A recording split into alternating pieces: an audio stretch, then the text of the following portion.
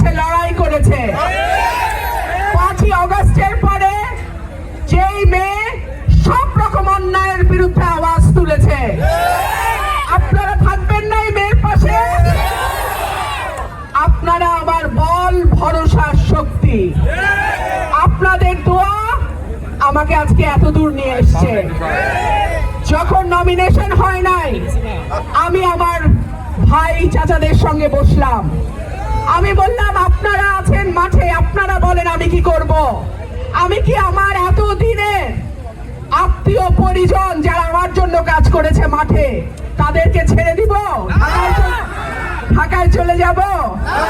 সবাই বলল প্রশ্নই আসে না।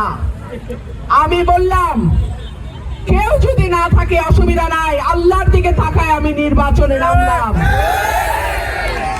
কোন বান্দা যখন আল্লাহর দিকে তাকায়া পথে নামে, আল্লাহ তাকে নিরাশ করেন না। আমার 10টা ভাই এখন 2 লক্ষ ভাই হয়ে গেছে।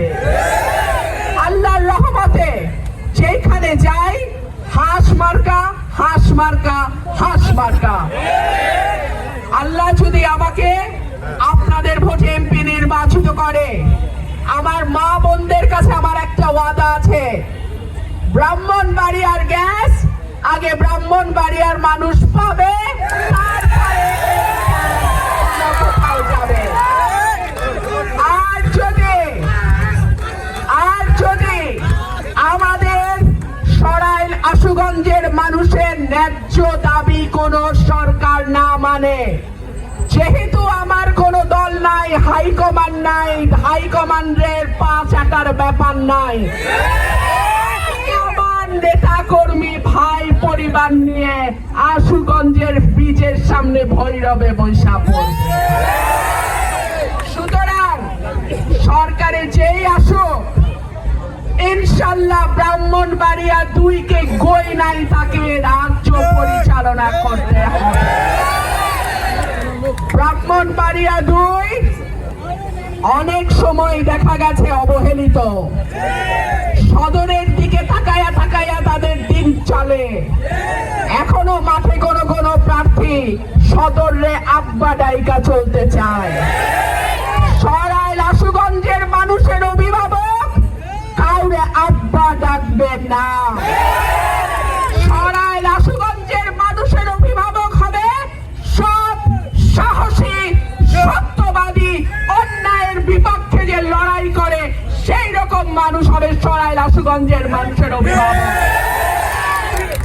5ই আগস্টের পরে বহু মানুষ দল করে না, পদ নাই, দল করলেও কোনো অন্যায়ের সঙ্গে জড়িত ছিল না, তাদের নামে মামলা হয়েছে, হয় নাই? অনেকে মামলা বাণিজ্য করছে। আল্লাহ যদি আমাকে এমপি নির্বাচিত করে, ইনশাআল্লাহ আমি আমার এলাকার কোন ভোটারকে বিনা কারণে জুলুমের শিকার হইতে দিব না। কোন মিথ্যা মামলা আমার এলাকায় আমি মানব না। কেউ যদি বিনা অপরাধে কারাগারে থাকে, তাদের জামিনের ব্যবস্থা আমরা করব ইনশাআল্লাহ।